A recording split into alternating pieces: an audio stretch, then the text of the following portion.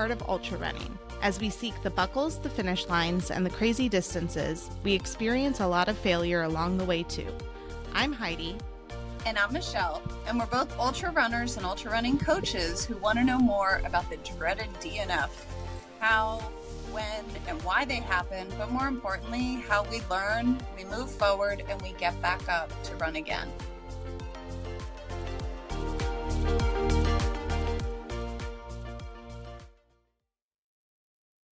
Hey everyone. Before the show today, I wanted to share an awesome race opportunity with you. I will be attending the Devil's Gulch race in Wenatchee, Washington, July 12th and 13th, 2025. It's put on by Evergreen Trails. I will be running the 100-miler. They also have a 50-miler and a half marathon, as well as a kids race. It's a really fun weekend. It looks like really incredible trails, just a really awesome opportunity, a great chance to see the Pacific Northwest, just an awesome trail adventure. And they have something for everyone, whether you want to test your limits at the 50-miler or 100-miler or enjoy a nice challenging trail half marathon. It'll be a really good time. Our listeners can register with a discount, and you just need to use the code Heidi B at checkout. That's HEIDI and B as in boy, Heidi B at checkout. We will link this on our Instagram page and also add a link to register in the show notes. This is the Devil's Gulch race, July 12th and 13th, 2025 in Wenatchee, Washington, put on by Evergreen Trails. We really hope to see you there. Remember to use code HeidiB for 10% off on your registration. Welcome back to Let's Run That Again. We've got Heidi and Michelle here to talk to you about DNFs and the really hard challenges in ultra running and how we can grow and learn and continue to get back up and run again.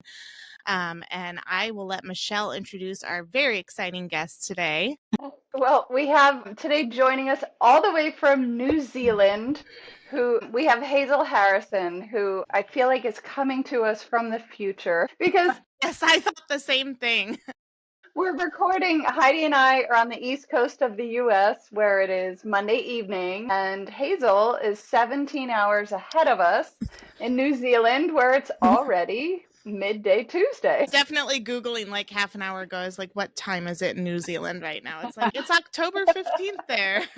So we're really excited to have Hazel with us. Hazel, you reached out to us through our Instagram and through our forum, which was so awesome because I feel like we just have a ton to learn from you. Hazel is an ultra runner, USCA certified ultra running coach, but also from what I saw, a professional transformational coach, a breathwork coach, a change agent, an author, just everything that is available out there that I have found, because this is the first time we're actually meeting Hazel and chatting with her. It sounds like you are just someone who works so hard to motivate people, to inspire people, to help people to sort of realize their own potential and move forward, and sort of triumph in the face of hardships. And I know that you are someone who I cannot wait to dive into your stories, because it's not just one story, right? Because I think, we're not talking about a specific DNF per se, but it sounds like, Hazel, you have really overcome and triumphed through some incredible hardships and some really incredible races that I can't wait to hear about. So welcome. Yes, welcome, Hazel. Yeah, thanks for having me. Yeah, and Tuesday's a really good day. You'll be pleased to know. Can't wait. That's great. So Hazel, maybe one of the huge things in your that you completed that we definitely want to hear about is and correct me if I mispronounce it, the Marathon des Sables. Yeah.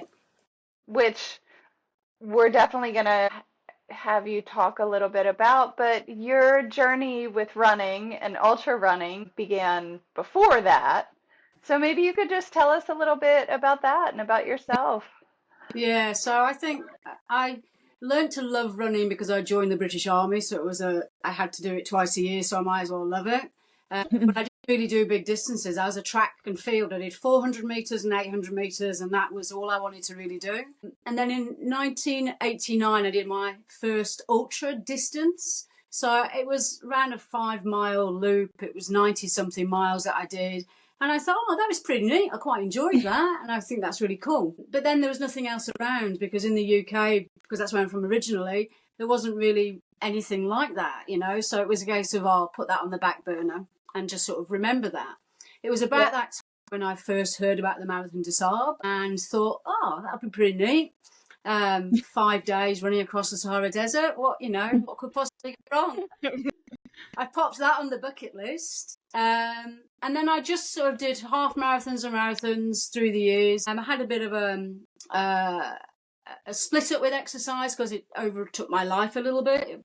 I got really addicted to it. So I had to end, like any unhealthy relationship. I said, no, need to stop, and had to take some time away from that. But then became able to control the exercise rather than the exercise controlling me. And so in 2019 was when I started my actual training for the Marathon des Sables, which was supposed to be in 2020. Do you want me to carry on about that, or? Well, you know what? Maybe it sounds like the Marathon des Sables is something that you had your eye on for a very long time. I want to make sure, just in case we've got listeners who are not familiar with the race, it is not just a marathon. No. No, the description isn't quite accurate. It's Right. 200. I think it equates to 250 kilometers. So 100. What's that? 50 miles. It's about 150 miles, I think. 150 miles. And it's a multi-stage event. It's you're fully self-sufficient. They provide you water, but otherwise you're fully self-sufficient, and you cover. The first day is just to get you interested, is about 30 odd kilometers, and then it progresses up. There's a double day. So I think all in all, it's 6 days of running. Yeah. In the Sahara Desert. In the Sahara Desert. Anyone listening, go to YouTube and search for the Marathon des Sables and just take a look, because this is the southern Sahara, like southern Moroccan Sahara Desert. And I watched a video where it showed a sandstorm coming in, and folks were putting on like ski goggles and covering everything to protect themselves from the sand. The conditions are really, really, really tough. And like you said, you have to carry all your food, all your gear, all your supplies for the entire 6 days. Yeah. So you really have to be incredibly self-sufficient. Yeah. I think it sounded like they had a required packing list. I was reading an article about you running it, and it was funny because you had listed the things that you had to pack, and there was something about like 10 like safety pins or something like that, and it says Hazel still doesn't know what those are for. No. Poppy blisters, I don't know. Yeah, there's a whole list of mandatory kits, and from the the obvious, a handheld compass for navigation, to the not so obvious, the 10 safety pins. And there's also requirements about how many calories each day you've got to have to provide for yourself. So you're looking at a minimum of 2,000 calories, which isn't a lot for the amount of work you're doing, but to carry that, you know. So I think my pack weighed on the first day without water 9.5 kilograms, so 25. Is that 25 pounds, something like that? Yeah, wow! Without water. Wow! And then on the start of the day, I carried 2 liters of water. Do you restock the food and like supplies each day, or do you have to carry for the full 7 days in that pack? Yeah, you have to carry for the full 7 days. Wow. That's incredibly intense, and just physically that's incredibly intense, but also just from a logistical standpoint, an organizational standpoint, the amount of planning and preparation that Mm. must go into pulling that off is incredible. Yeah, it consumed my life for the 2 years, from probably 2019 until I eventually got it done, because obviously we had that COVID blip, which put a Right. banner in the work. So I read every book, I'd listened to every podcast, I'd trialed every single bit of kit and every bit of food and researched. But I wasn't the sort of person who wanted to go to the extent of shaving off bits of straps or whatever to make it lighter. I just wanted also to make sure that I would be comfortable, that I had good quality food and good quality calories getting in.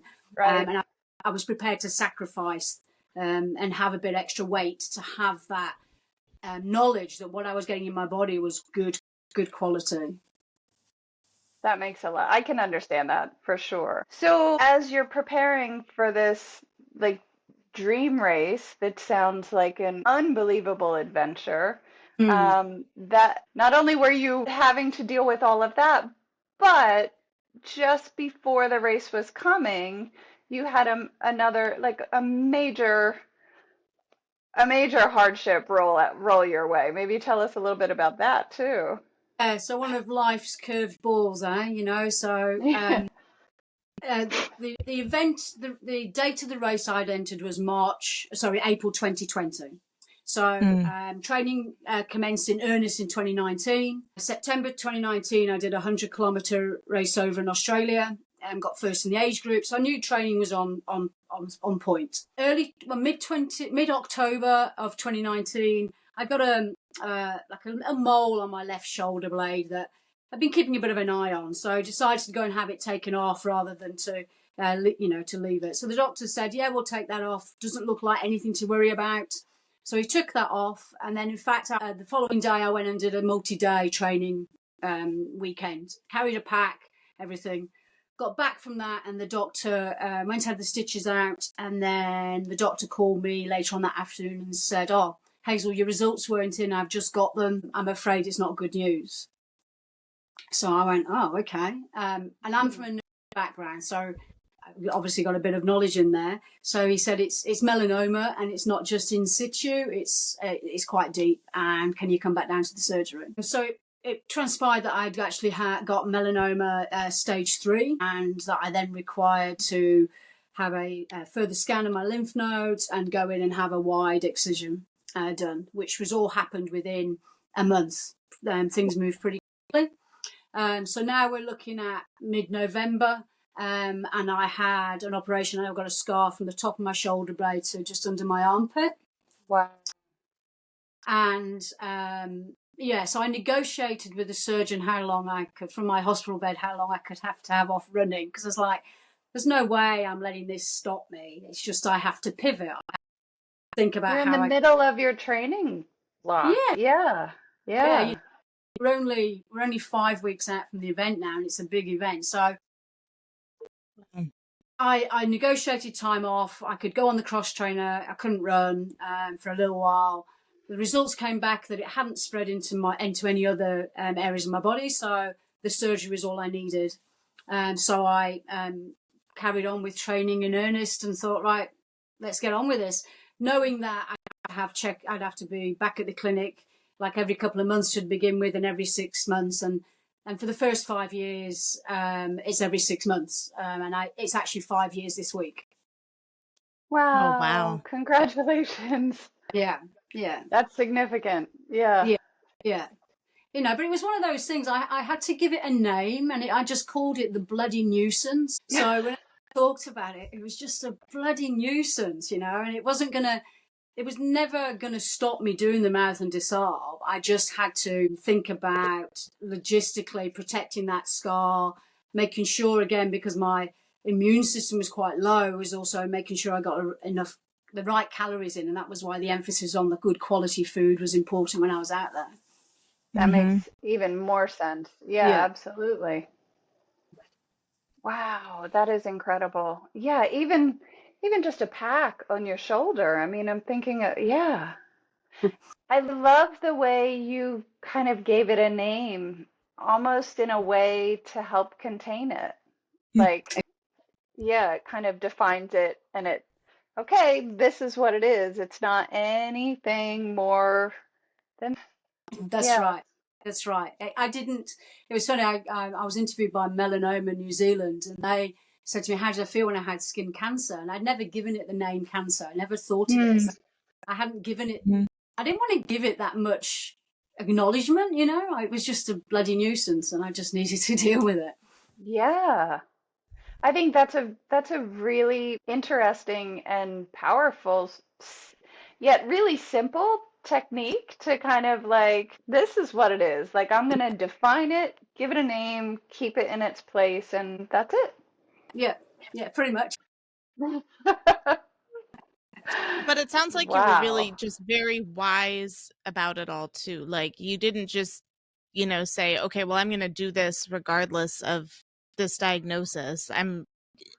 You were smart about it. You took, your doctor's advice. You focused on the high quality nutrients that your body was going to get, like took into consideration like your immune system, and that's, I think, speaks a lot to just you as a person. To, yes, it was a bloody nuisance, but it was something that you did have to take seriously, and you did, and you still proceeded to, like, you didn't let it go one of two directions where it could go, where it completely derails everything or it consumes you, or the opposite of that. Like you just ignore it and try to just proceed because this goal is more important than your health or anything like that. It could have gone two different ways, and you chose a very smart path, it sounds like. Isn't that what we do in an ultra all the time? We I was acknowledge. thinking, We acknowledge if we're in pain. If we have a niggle and we go, yeah, I can feel you. That's what I do. I go, yeah, I can feel you, and acknowledge you and go away. I think that what I went through with the melanoma and how I approach it is how I approach my life in running, and how I approach my coaching as well, whether it be run coaching or life coaching. And I think that if we acknowledge things and then go, yeah, okay, this isn't ideal, but hey, let's get on with this, rather than, like you say, rather than ignoring it and then the wheels really fall off, like in an ultra. If we ignore that hot spot on our foot, we know the wheels are going to fall off at some time. We're going to have to stop and do some really serious foot care. So I think it's just one of those. And I think maybe that's why I enjoy the ultra running so much. And I enjoy that problem solving and the, the what ifs and, and things like that. But yeah, I think for me, it's a really good mindset to have. I think it's a fantastic mindset. It's something, that we've talked about a bit on the show. And I think like what you're talking about, it definitely carries into all aspects of life. Yeah. And when you acknowledge it, like you said, it's also a way, I think of it as a way to kind of deflate it a little bit, because when you're like, oh, don't look at it, like it's not happening, and then it's growing and it's growing and growing and becomes this massive, all-consuming, big, heavy, bigger than it actually is thing. When my foot is hurting or my knee is hurting, but I know it's there, I'm still moving, I can keep going. And when you acknowledge that maybe it's something you just can't do anything about. So, okay, but we need to keep moving forward. Yeah, exactly. And we can. Yeah, exactly. Yeah. I would imagine that mindset comes into play in many different parts of your life. Yeah, absolutely. It's about not being, not being arrogant and, like you say, completely ignoring it and thinking it's just going to go away. And I think it's acknowledging that, isn't it? And I think you're right. Once we acknowledge something, we take the power out of it. Right. We do. We take the power out of that whatever it is we acknowledge, we take the power out of it. So therefore, and I think also it then helps us to deal with it mentally if we do that. Yeah. Yeah. So 5 weeks after the surgery, you got to your event. No, I didn't, because COVID came. Because COVID. So it was delayed even after that. Okay. So there's more, there's longer more journey there. Yeah. So I recovered. I went back into training earnestly. I was all set to leave New Zealand middle March we were flying. Oh, man. That timing. We were going to go to Belgium to meet up with some friends. Then we were going to go to then we were going to go to Paris, and then I was going to go to Morocco from Paris, and it was a big holiday. I was going to run around San Francisco at the end. It was a whole 6 weeks holiday. And then the week before, the world was starting to close down. So I was like, oh, shit, we're going to have to change travel plans. At this point, this race was still happening. So rerouting travel plans and rerouting flights and saying, okay, best thing is probably just to fly direct to Paris and then to Morocco. And then literally, I would say 10 days before due to leave New Zealand, got an email from the organisers saying, we can't run it. We can't go into Morocco. We're going to have to postpone the event until September 2020. So I just done peak week. It's just, and all of that. So I went, okay, September's not that too far away. And then obviously then New Zealand, whether we went into lockdown and things changed, but still doing what I could do. Got to probably August, and they said, nah, there's no way it can happen in September. So again, just done peak week. So right, okay. They said we'll try for April 2021. So I thought, fantastic, okay. But you know what? I'm over this. I'm going to put all my stuff away, and I need a bit of a break. So I packed everything to do with MDS into a big box, and I took it down the garage, and I left it in the garage for about 3 months, and thought, no, I'll still run, but I was just overwhelmed by it all at the moment.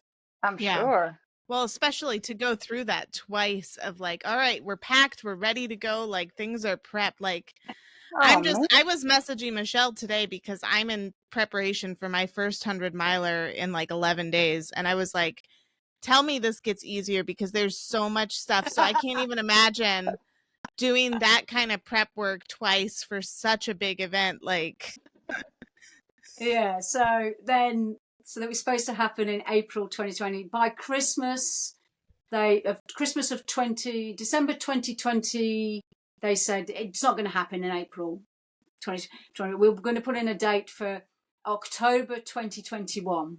Oh my gosh. 18 months later. So everything was going to plan. Unfortunately, Auckland, which is the capital of New Zealand, went into lockdown 2 weeks before I was due to fly out.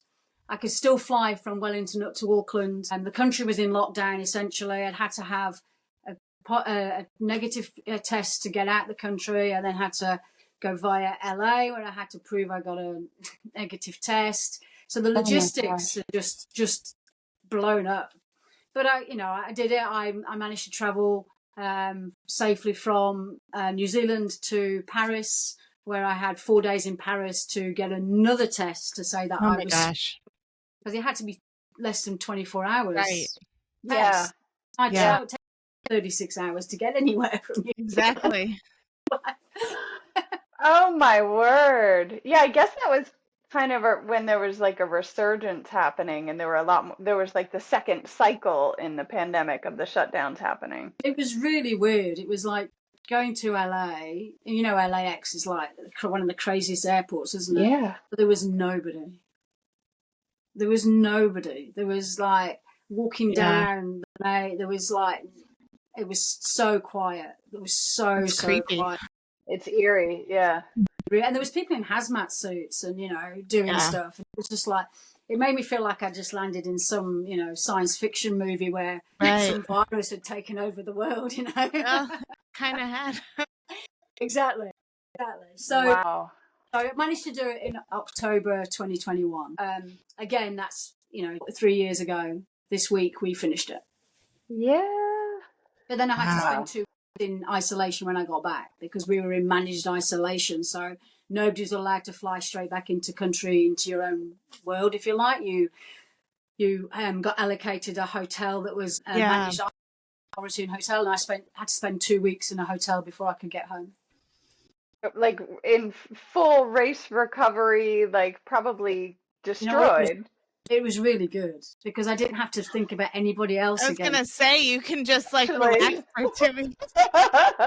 It was like heaven. It really was. You know? Maybe that And should be mandatory race recovery just in general. 2 weeks You in a know, hotel by You have yourself. no dishes you have to do. There's no housework that needs to be done. You could watch Netflix. Interesting. You could do, and what I actually did is I managed to organise for a spin bike to be delivered to my hotel room. So I would do hours on the spin bike watching Netflix. Yeah, because you probably obviously couldn't go out and about and get any movement. Yeah. We had a small exercise area, which was literally, I don't know, probably about 40 feet square, which was nothing, And after spending, because all in all, I was 10 days in Morocco. After spending 10 days in Morocco, I actually was quite glad just to be in a hotel room as well, because the tents that we slept in weren't really tents. There was no real walls to them. So I was quite happy to be, and quite happy with my own company. Obviously, we all are as ultra runners, I think. Yeah. So it's quite nice to have an extra 2 weeks. And that's when I actually started to write my book. Oh. So tell us a little bit about the actual experience, because my hunch is that during that race, which is described as the toughest race on the earth, the mindset that we talked about a little while ago, I'm sure that came into play. Yeah, so the Marathon des Sables, on a normal year, when the weather plays ball, an average marathon runner who can do back-to-backs would complete it within the cut-offs. All right? They'd be out there all the time, but they would complete it within the cut-offs. In 2021, we had a Moroccan heat wave. So we had a Moroccan heat wave. People that were there, most of the people that were there, we'd all been in our, if you like, isolated in our own homes for however long because of COVID. So I think immune systems were a little bit shot. So heat, immune systems, people who maybe weren't sure it was going to happen because it had been cancelled before, maybe had undertrained, and people maybe had overtrained. Interesting. So I think this is purely my point of view, obviously. Yeah. There was only 750 of us started it, and normally it's 1,200. So the numbers reduced because some countries are still in lockdown, etc. We had a heat wave, so the temperatures were up in the 40s, up in the 40 Fahrenheit degrees. Is very hot.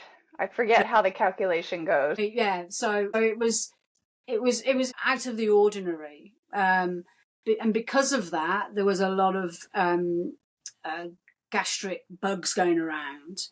There were people vomiting. There were people who weren't hydrating. There was people screaming out in pain because they got cramp.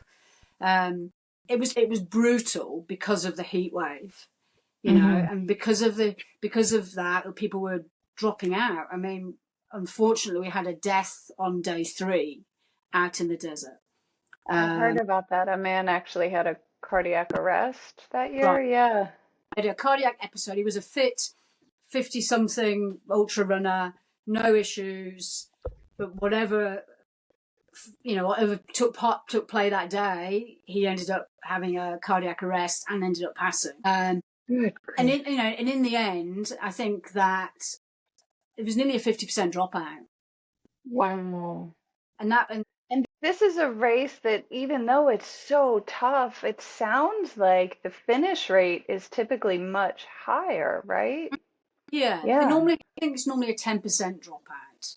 Wow. Okay. So this was nearly a 50%, and this was mainly due to, I think, heat stroke, people having to have intravenous fluids, so because of being dehydrated. So one day, at the aid stations did have a tent set up, and it was almost like a scene from MASH. There was people holding their own drip bags. There was people on the floor. So the heat definitely played a part. We started off in a tent of 8. and you're keeping your 8 people all the time. And we went down to a tent of 6, but some tents went down to 1 person in it or no people in it. You know, there was times where you felt like you were surviving, you know, because the heat was phenomenal, the keeping on top of your hydration. And because you got this hot wind and the sun and trying to drink to thirst, but you're not really thirsty because it's the hot wind that's drying your lips, and making that realization before it's too late that, hang on, I'm drinking more than I need to drink. So it was pretty brutal. But you know, I mean, but you sign up for it, you pay a lot of money because they're a helicopter to rescue you. You know the risks. It's very well advertised what the days consist of, as in the length of miles, what you've got available to you. We had foot doctors, you know, doctors just to look at our feet and sort our blisters out. Wow. You know, so you know what you're signing up for, and you adapt and you deal with it, you know. So I think that some of the people who signed up for it were not expecting to have to do that, you know. Mm-hmm. And I think that as an ultra runner, somebody who's used to running more than a marathon during a day period, you learn to adapt and to problem solve. So you have those skills. But I think some of the people that some of the people that run marathons, and that's the length of their distance, haven't got a problem solve like we have to over a day period, if that makes sense. I think that was for some of the people that DNF'd. And then there's that thing where people I spoke to afterwards, like, convince themselves that they should stop because everybody else in their tent had stopped, you know. So that contagion factor of the thought process. But amazing event, and made amazing friends in my tent. You know, and you got into a routine. You'd come back, you would share what your day had been like, you'd put your meal on, you would they used to print off all the emails that you'd been sent, messages that had been sent from home, because people could send messages with your race number. So you'd have, and they'd bring them around the tent and we'd all share. And I've still got mine, and I messaged everybody that messaged me. And there were some randoms who just never even knew you, but they just, you know, a friend had told them they knew somebody that was doing it. So it was a phenomenal that. And, you know, and then we even had a Parisian quartet, an opera singer in the middle of the desert I think it was the end of the double day. So we could all hear all this music going on and everybody went out, and there's this, you know, singer and this band, and, you know, and cans of Coca-Cola, just that surrealness that went on. Yeah, it sounds surreal. It sounds extraordinary. Yeah, very surreal. So each day, do you just have to get to whatever campsite or whatever within a certain time frame by a certain time? Yeah, so what would happen in the morning, the Berbers, who are the people, the locals who would take your tents down, they would come around probably about 5 a.m, but you're normally up by then anyway. Start time was about 7:30, 8 o'clock. So they would take your tent down. You would go to the start line, and you'd have a book called the road book. And in the road book had the route for the day. So you knew your route for the day, and it was marked by fluorescent paint on some of the stones, or ticker tape or whatever. And just like any event, off you went at the start. The organizer, Patrick, who was the guy who first devised the event, he loved the song Highway to Hell by AC/DC. And that was played at every single start. You know, and it was one of those songs you learnt to love because it was the start of, you know. So yeah, so you'd start every day, you'd finish as you would normally, as a normal race, and they'd give you this lovely sweet mint tea would be your reward, which was pretty nice at that when you finish a long event. You'd pick up your water bottles for the evening, and your tent was all set up, and you went to your tent. So my tent was tent 60, and that was the tent I went to, when that was the same tent with the same people every day. It's nice to have that sort of element of sameness, you know, to have the tent and come back together. Yeah, it was so important, the stories shared in the tent, because we were all different speeds of runner, and I reached, because I was the only person from New Zealand that was over there, so I reached out early on to see whose tent I could join, because I want to be in a tent of English speaking, because it makes it easier and nice at the end of the day to share your story. And so I'd actually reached out on a Facebook page, and I'd got a young lady called Kim, and her husband were doing it, and we did a Zoom chat, and I went into their tent with some other people, and we've all become really close friends. Wow. Yeah, we talk a lot of, the bonds that you make doing a really tough event, like running an ultra and ultra running, are sometimes hard to describe. I mean, there's such a sense of community and kinship and extraordinary bonds that can be made. We go deep pretty quickly when we're having trail chats, don't we? So true. I imagine there's this kind of sense of like, I mean, it happens in every ultra where you want the people around you that you form like connections with and bonds with to succeed. But I feel like if you're almost like camping with these people every night and forming these like really like deep bonds and sharing these stories, like you feel this sort of like connection to them where you're cheering everybody in your tent on, like you want your tent to succeed and, see people come in at the end of the day. Yeah. So I can see that appeal there is like, it's like, I don't know, backpacking, camping, like it's, that sounds really cool. And I can see how if a lot of people in your tent dropped, like you said, there were just, in some tents, just a couple people left, how that could mess with your head, like to not have that at the end of the day, a tent full of people sharing their stories. Yeah, absolutely. Yeah. I think that we all cheered each other on, and because we also knew more about each other than you were just a runner, because we knew about what the why was. Why were they doing the Marathon des Sables? Who was at home? Who was watching their dots? Because, we had trackers on and people watching our dots, and who was watching the dot, and you got to know them and their families really, and their friends, and quite quickly, which was, really cool. Yeah, I would imagine. It sounds like it too. It's, it's called like the world's hardest race, but yet it sounds like the race organizers really truly want everyone to succeed, with these touches, like the emails, encouragement and stuff like that speaks to the organization and the director's like desire for each person to, make it through. Like the format of it shows how badly they want everyone to succeed.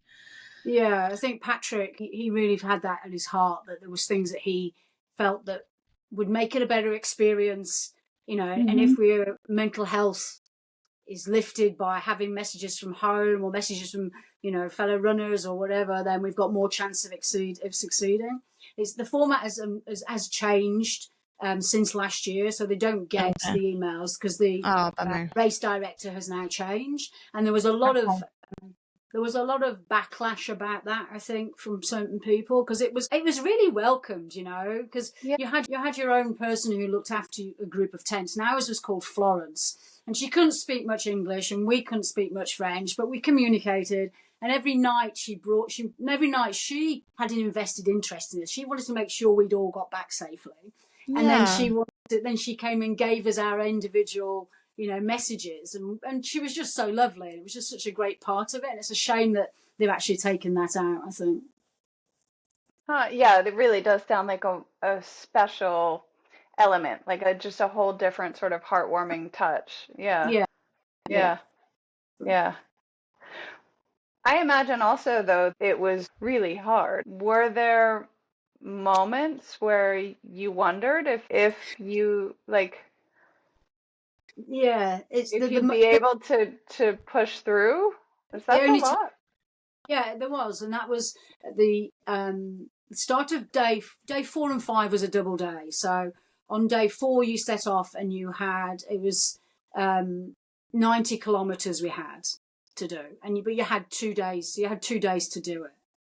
I think you had from 8 o'clock in the morning of day 1 to 8 p.m. or 6 p.m. of the second day to do it. So when I'd come in from the day before, I'd started to feel a bit nauseous, and I couldn't get any I couldn't really get my dinner down me that I wanted to eat. So I managed to have a recovery shake and I managed to hydrate. And I just felt nauseous, but I wasn't being sick. And there's a couple of people in the tent felt a little bit off. As I said to you, there was this gastric thing going around, and we were very careful as a tent to make sure we sanitized and stuff, because if it gets to one of you in the tent, then it's going to be everywhere. Yeah. So I was going to bed that night, and I just felt like a bit off, and my stomach was a little bit churning, and I had to get up a few times in the night to get to the toilet. And I thought, God, Hazel, you need to get something in your body in the morning, because if you don't get something in your body in the morning, it's not going to be a good day. Yeah. And so in the morning, I got up earlier than most of the tents, and I got my breakfast on, thinking at least I can try and force it down without anybody else, watching or being concerned. And I couldn't. The gag reflex was there, and I just felt really awful.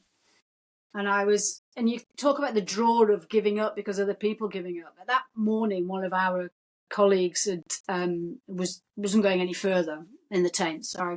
And I was like, oh, it'd be so easy. I was thinking it'd be just so easy. Then it was like all those people that are watching your dog, all those people that are rooting for you, and it's been on the bucket list for 30 years or whatever it was. It was like, come on.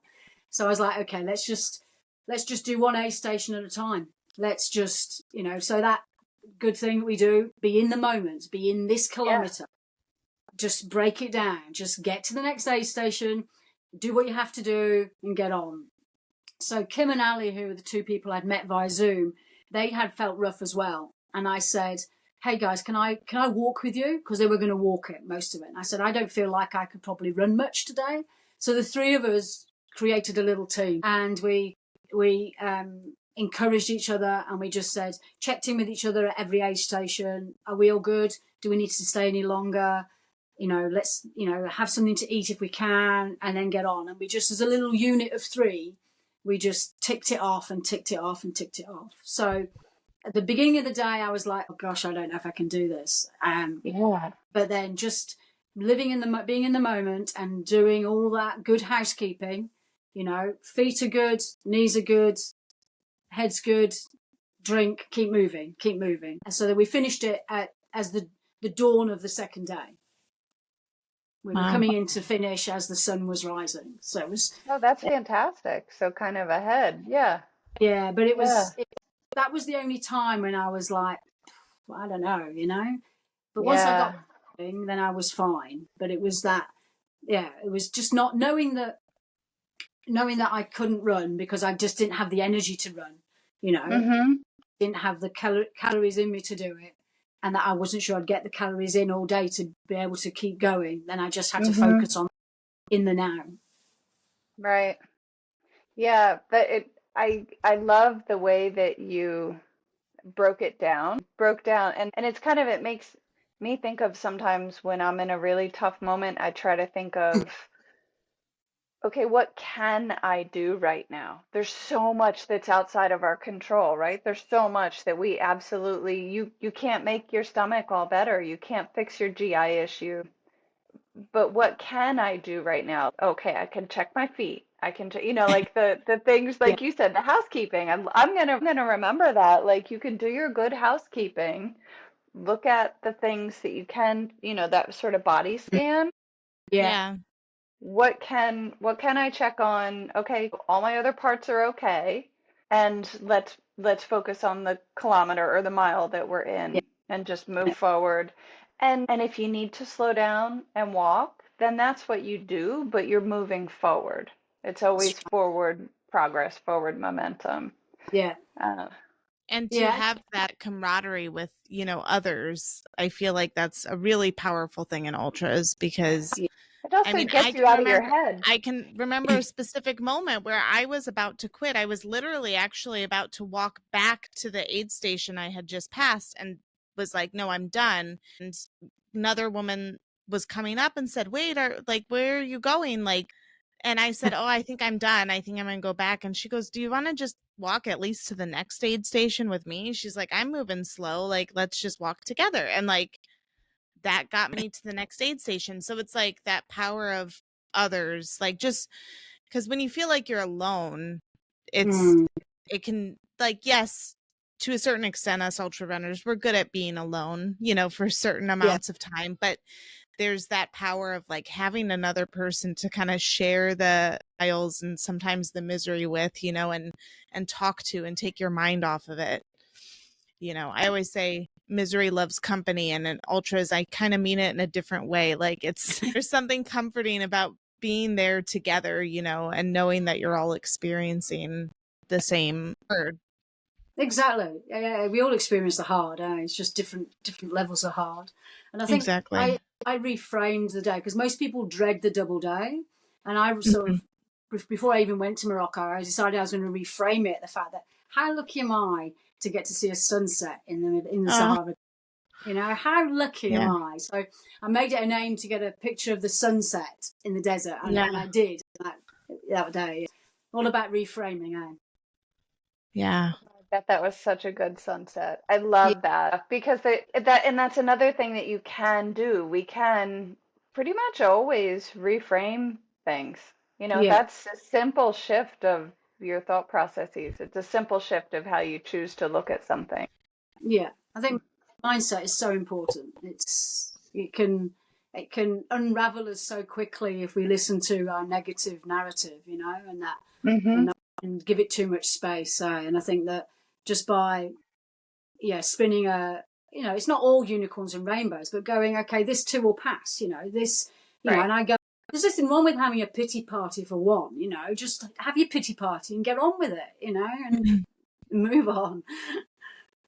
Right. Again, allowing it to happen, allowing you to say, like, this really sucks right now. Like, I can't eat. Yes, it sucks. And, this is all I can do about it. So let's go. Yeah, pretty much. Yeah. Yeah.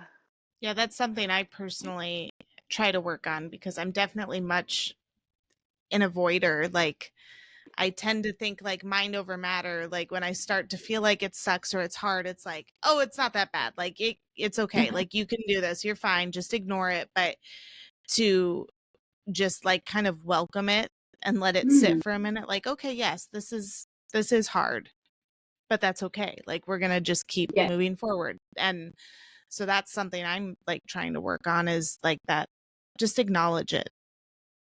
Yeah. It's about acknowledging it, but not dwelling on it.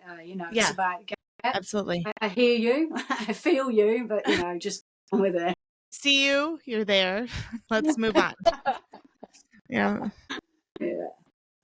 Wow. What an incredible experience. Did I read correctly, Hazel, that you did some type of like fundraising or some type of awareness, something for it? You did it? Yeah, so I always thought I would like to do something for a charity as part of this, but just didn't really have a charity that aligned with me until my melanoma diagnosis. And then I thought, I know. So I did a fundraising. I did a film night for Melanoma NZ, and then I had a Give a Little page as well, and very consciously did things like emphasize that I had UV protection on my arms.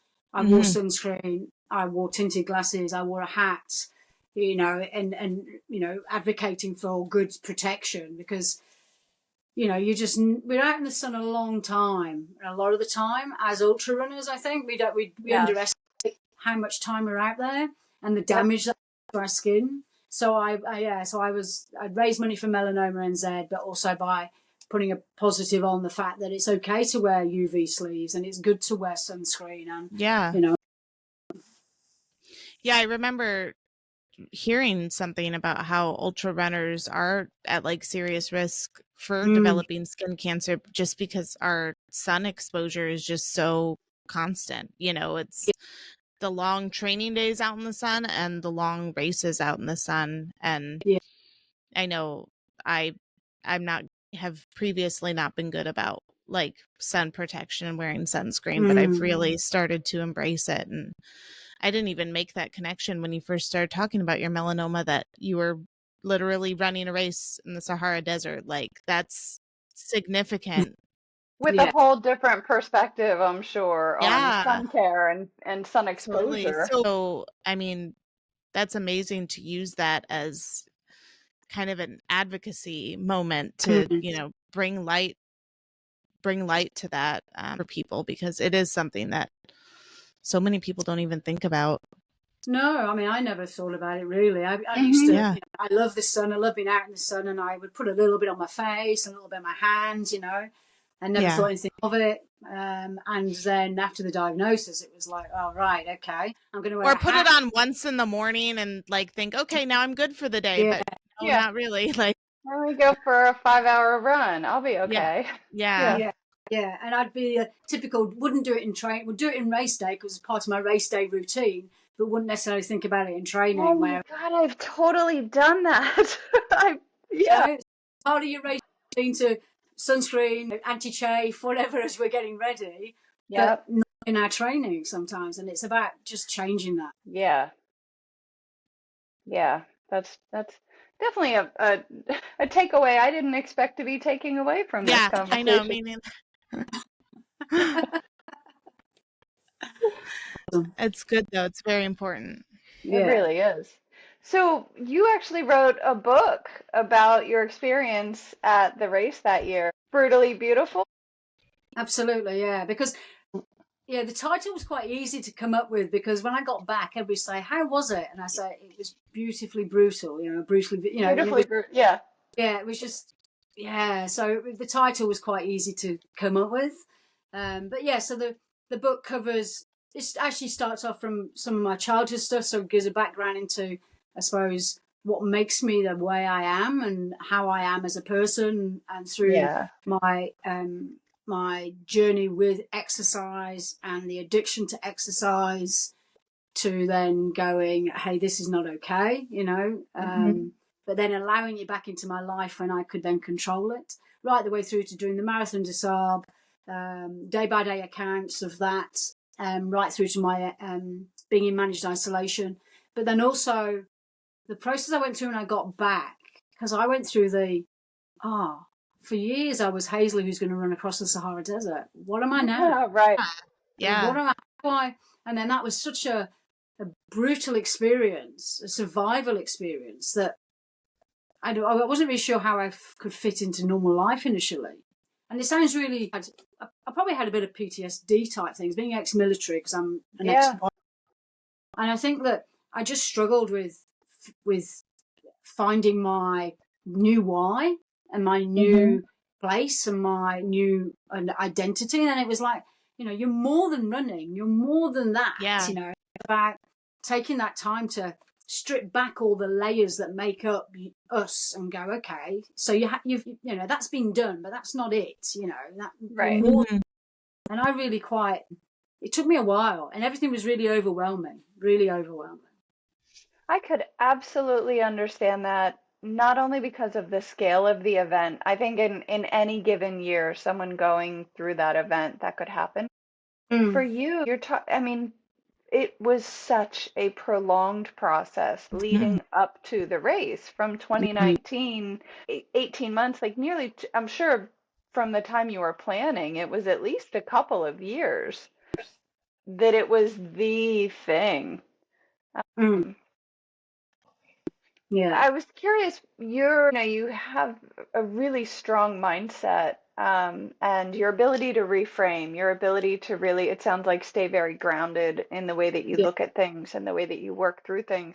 Is that something that has kind of come naturally to you, or is that something that you've focused on, or is it just kind of your way? It's a product of a childhood. It's a product of an abusive childhood. And I think that as people, anybody that's been through any hardship, we develop mechanisms. So as a child, as a person who went through an abused childhood, it's all in my book, abused childhood, I learned to, number one, look after number one.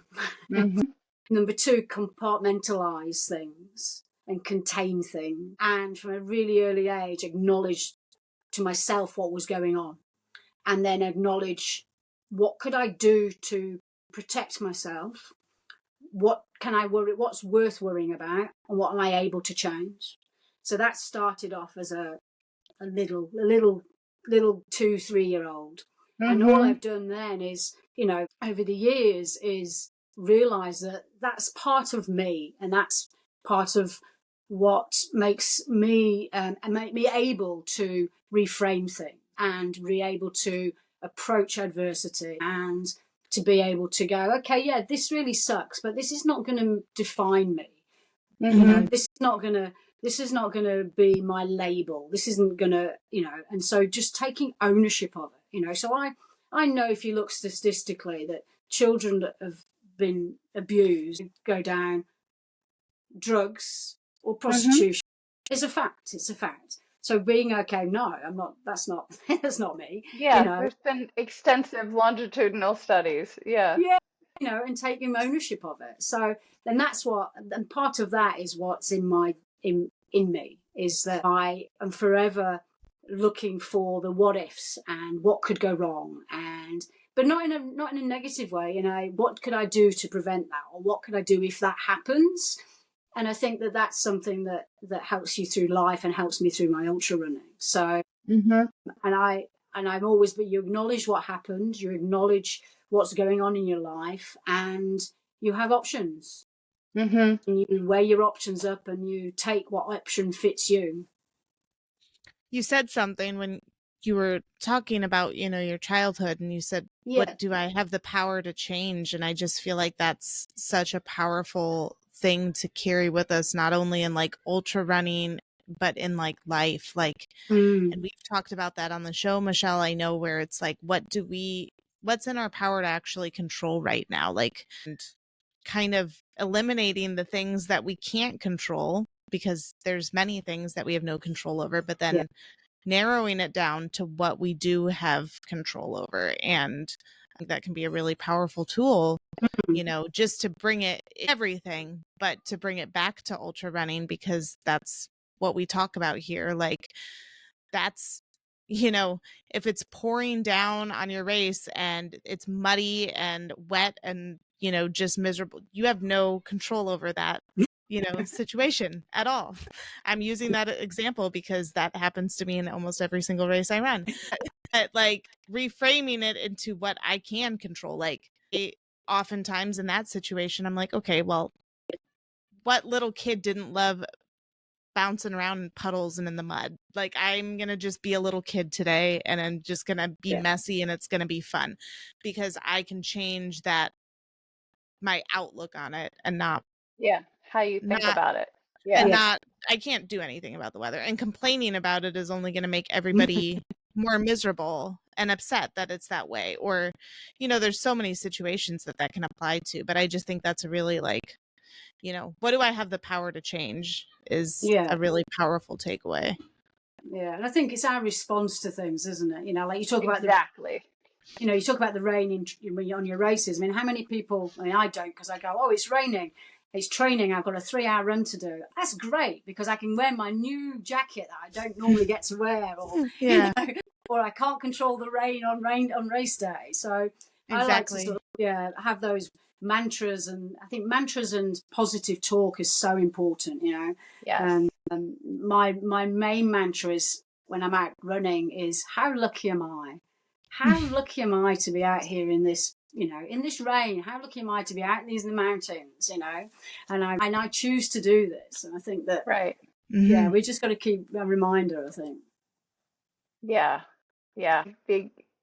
I love that you said that we can choose how we respond to things. And that's how I think of it too. Like, we get to choose how we view things and how we feel about it, and we can change our perspective and look at things differently, and look at the mud and the puddles as a place to play. Yeah, exactly. Absolutely. Yeah.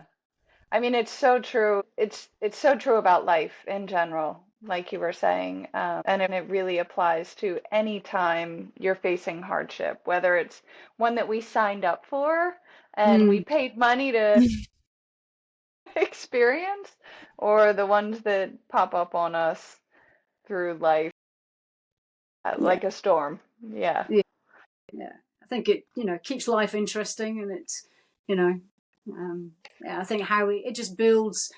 For me, it's about building tools in your toolbox, you know, so that when you deal with things, deal with different adversities, and you come out of the other side. I'm a big person with my athletes that I coach as well. It's about reflection, reflecting on the good bits and the bad bits, and of training as well as the race and all of that, and what can be done differently. And then thinking about how you approached a situation, because no ultra is the same. Even when you go back to the same ultra, it's never the same as it was the next time before you did it. And we're always learning, just because your body, you crave Doritos on one ultra and you can't stand the sight of them on the next. It's about having that flexibility and that intelligence and curiosity to go, okay, that's what it's like today. I wonder what I can eat, or I wonder what's going to happen. And I think that's really important. Yeah. Especially that sense of curiosity. Yeah. That's our motto on the show, is to stay curious and embrace the challenges. Yeah. I was going to ask you about, with athletes that you coach and folks that you work with, when sort of the advice that you may give, or how you handle it when they come to you and either they had a really tough day or a race that didn't go as planned, or they DNF'd, or that type of thing, how you respond to that as a coach. Yeah, so I do a lot of stuff with my athletes when I first meet them and have a relationship with them, about their why and about their why for doing a particular event, and a lot of to do with mantras and mindset, and we do a lot of work on that. So if they have a DNF, it's about, for me, it's about unpacking what was in their control, what was out of their control, because, if you're going to continue a race and cause yourself damage that's going to prevent you participating in life normally, then you stop. That's fine, obviously. And it's about unpacking of what, did you let your negative narrative take over, or did you really feel that? And I do a lot of backwards and forwards unpacking of things. And, a DNF's okay, because we need to have goals that have got question marks, dreams that have question marks. You just go, yes, you want to do 100 kilometers, but can you really do it? And if it's got a question mark after it, it makes it more exciting. And because it's a question mark, it's not a given. Just because we start up on a start line of any ultra, it doesn't mean we're going to finish it. Right. On any given day. Yeah. On any given day. Because there could be things that's outside your control. It could be a thunderstorm and lightning strike, and the race director goes, it's not safe, or it could be, you roll your ankle, or it could be you miss cutoffs. It could be a number of things. But that's, and that's okay to have DNFs. And I think that it's just, I just sort of try and normalize it as well, that, a DNF just means that, it was not your day. It doesn't mean that you've done anything wrong in training or anything wrong on race day necessarily. But I think I always try and unpack it and then get them to take ownership of it, and take ownership of what did they maybe give too much mind space to. What did they not give enough mind space to? A bit like we said about acknowledging something is not right, because you have to do that, and it's about finding that balance. So, yeah, I do a lot of stuff with my athletes about that, because I truly believe once you get into the ultra distances, the mind is a muscle that needs to be trained, just like our muscles, the rest of our muscles need to be trained. Yeah, absolutely, absolutely. And regularly and routinely, the same way that we train all week, every week, we train our bodies, we can practice some of those skills. I love everything that you just said. And I even wrote down, like, we need to have goals that have question marks. I think, like I say, and we've talked about on the show, like, it's great we need to do things where we don't know what the outcome's going to be, but I just love the way you phrase it. Yeah, that we I think Michelle and I's both lit up when you said that. We're like, oh, that's such a good one. Loved that too. Yeah. And also for runners, like, keeping in mind that when you have a DNF and you have a really bad day, like you said, Hazel, it just means it wasn't your day. I think we have such a tendency as humans to extrapolate greater meaning. Like, oh, what does this mean? It means I'm not good enough. I'm a terrible runner. Like, we can go overboard applying meaning to things that Yeah. really isn't there. Like, No. let's break it back down, unpack it. Yeah. I also love the notion of unpacking it forward and backward. Like let's play it back. Let's remember what it was really like in that moment, and let's Mhm. look at maybe what could we do differently next time, what worked in all directions. Yeah. That's I think wonderful. as a coach, for me, it's really important that it's that it's a dialogue and it's a backwards and forwards with and as a transformational coach, I obviously use some of those techniques when I'm coaching my run clients through a DNF or through a hard run or through an injury. I'd use a lot of similar tactics to do that. Yeah. Getting them to step back from it, to step out of the bottle and look at the label rather than being in the bottle looking out at everything going on. Well, that's such a good visual. I think we're digesting that one too. That's really good. Do you coach remotely or in person? And all my coaching is I have clients both remote and both in person. Okay. So from my run coaching, I've got clients in New Zealand and then Prague, Barcelona, Australia, all over the world, which is really neat. And my transformational coaching, at the moment, that's just New Zealand. That's all I've got at the moment. But yeah, it can be done remotely. Once you build up a relationship, particularly, I think it's easier to do that. We might have some listeners who are listening to this thinking like, I think I need a new coach. Sure. We will make sure to put all your info in the show notes so people can find you, and definitely links to your book. Thank you. Yeah, and we'll share your Instagram, website, all the things, because I mean, I got a lot of good takeaways out of this. I know Michelle did too, just from the looks of it. So I know our listeners will really enjoy this one for sure. Absolutely. I know we want to respect your time, Hazel. I feel like we could just talk for hours. I'm like, oh, it's time already. I know. No, we have to make it to Tuesday, Michelle. We have to make it to Tuesday. Hazel's already there. I know. I didn't even get a chance to talk about my goal with a question mark for these 12 months. Oh, let's tell us, please. So in March, from March this year to March next year, I'm doing 6 100-mile races. And that's called my 6 for 60 because I turned 60 in January. Oh. So I've done 3 already. And my 4th one is in December. And then my 5th is in February. And then my final one is in March. And it closes the loop. It starts and finishes with the same miler. Oh, that's fantastic. I love it. Well, wow. I know that you were in the States earlier this year for the High Lonesome 100. What are some of the other? Yeah, that was number 3. What are some of the other ones? So my first one was in New Zealand at Northburn, which is in the South Island. And then I had one quite quickly afterwards in the April, which was in Wellington. Then August was the High Lonesome in Colorado.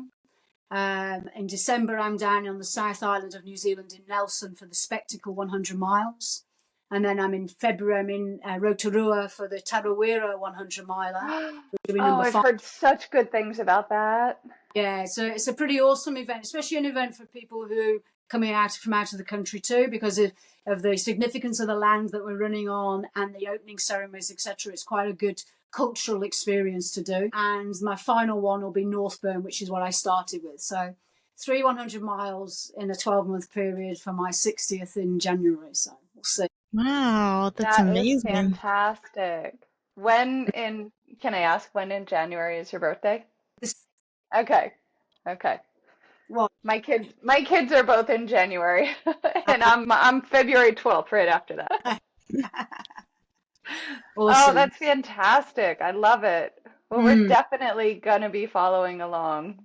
Thank you. Yes. It's been so great chatting to you. I feel like we could just keep chatting, but I know. Yes, I know. I'm kind of bummed to have to wrap up. We'll stay in touch for sure. Absolutely. And I know that Michelle and I would love to re-welcome guests later too. If you want to talk about your 6 for 60, that would be fun to it would be great chat with you. Yeah, absolutely. Sounds like a plan. Excellent. Excellent. That'd be Absolutely. wonderful. Awesome. Well, thank you so much, Hazel. This has been phenomenal. We will be sure to link Hazel's information in the show notes, her Instagram. We'll share her website, links to her book, and yeah, check her out, follow her book, do all the things, because she is just a tremendous person. I'm so glad we got to talk today. So thank you so much. And thank you guys for listening. Sure to like, share, comment, all the things for the show. Give us support. We really appreciate it. Spread the word. And we will see you next time. And in the meantime, remember to stay curious and embrace the challenges.